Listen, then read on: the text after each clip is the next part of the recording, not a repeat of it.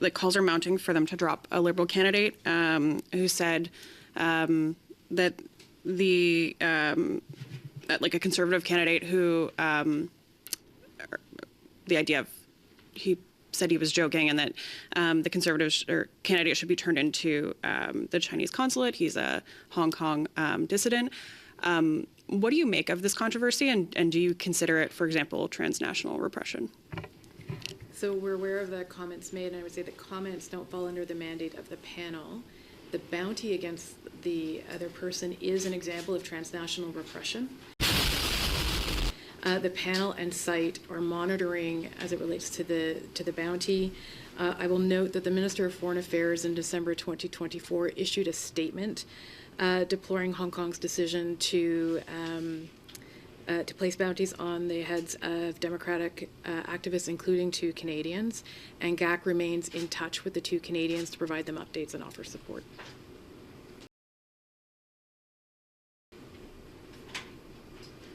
We'll go on to Christopher Nardi from the National Post. So I just want to kind of piggyback on that. Have you seen efforts, or have you detected efforts from the PRC or their networks to try to coerce the 2 individuals who had bounties put on them, or even online campaigns, anything to try to either discredit them or bring them back to the PRC?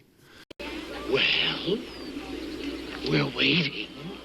What we saw was the content that was the news of the bounty was sort of re-upped, but we're just watching the open space for anything related to that. So that alone, I think, is a form of coercion. Spreading again the information about the bounty is precisely how malign foreign states seek to silence, harass, and coerce.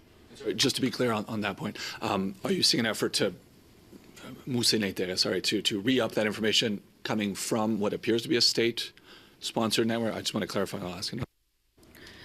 Let me get back to you with the answer on that, exactly where we're seeing it from.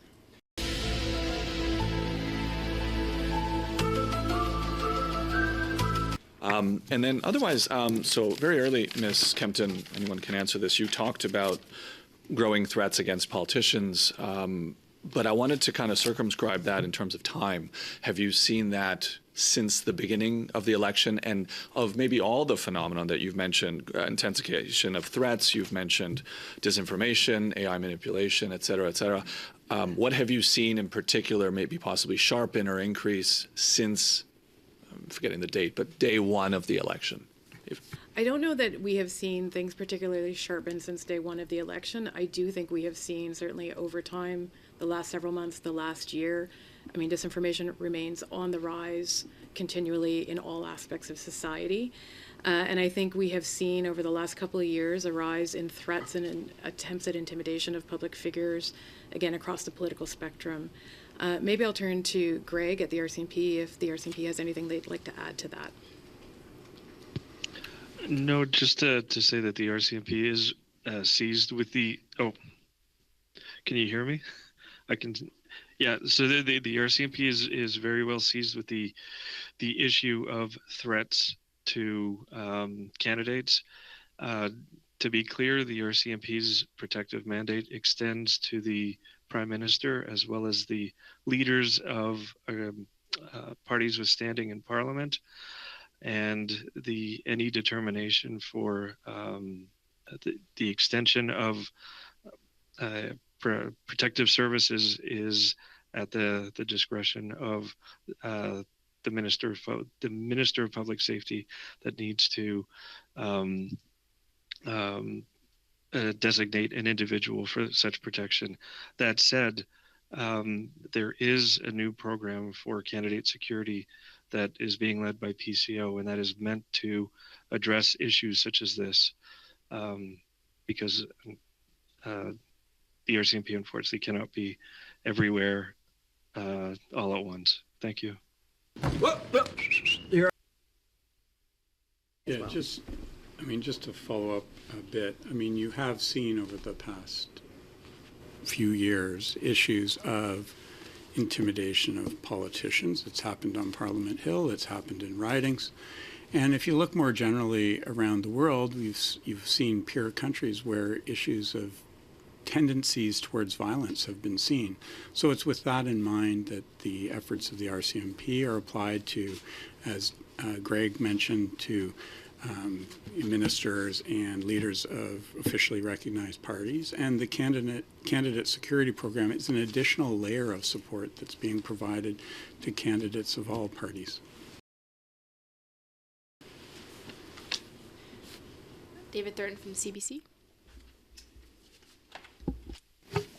Good morning, folks. I guess I just wanted to come back to the issue involving Paul Chang. Ms. Kempton, you said that it's not in your purview, but is CITE at least concerned by those comments? And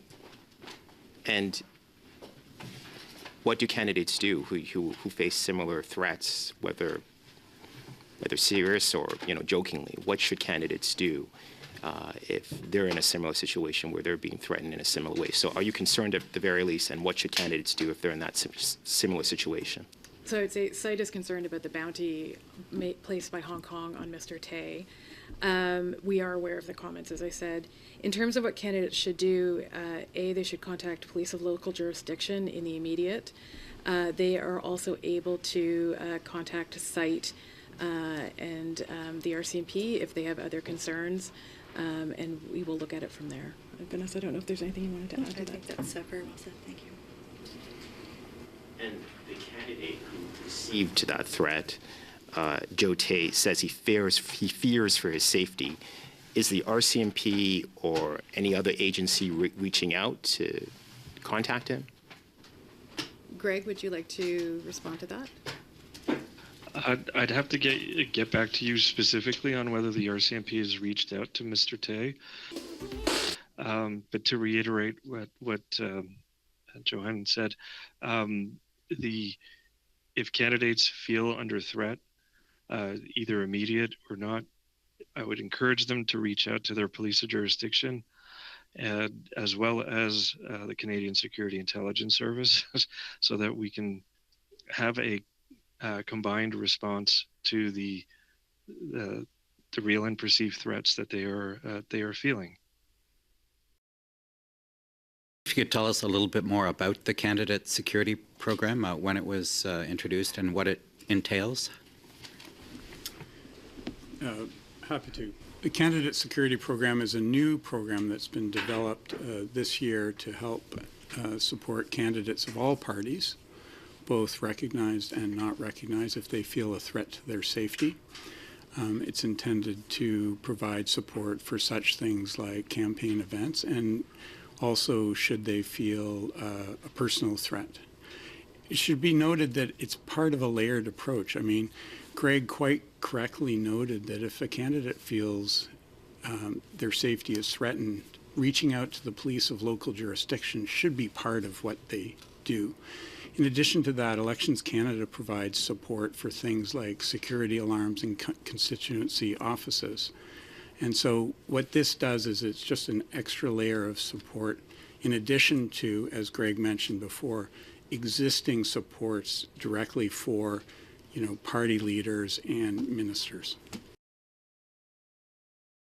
And maybe if I can interject as well too, beyond the sort of physical nature of the threat that candidates may experience, we also recognize that there can be an online component to this as well.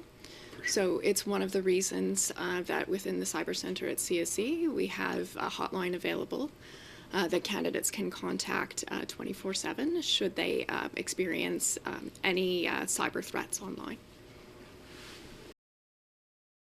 Question was whether or not Mr. Tay, he says that he's been in touch with the RCMP, but do we know whether he's taking advantage of the candidate security program? I think this might be a question for Ms. Kempton. Thank you for the question. No, I am not aware. I don't know if he has taken advantage of the program. We'll have to come back to you. Right. Just, can you clarify, is this the candidate security program, is that under PCO or is that the one that's being offered by Elections Canada, or am I crossing my wires here? It is the candidate security program that we just spoke about is under the Privy Council office. Elections Canada also has a program for candidate security as well.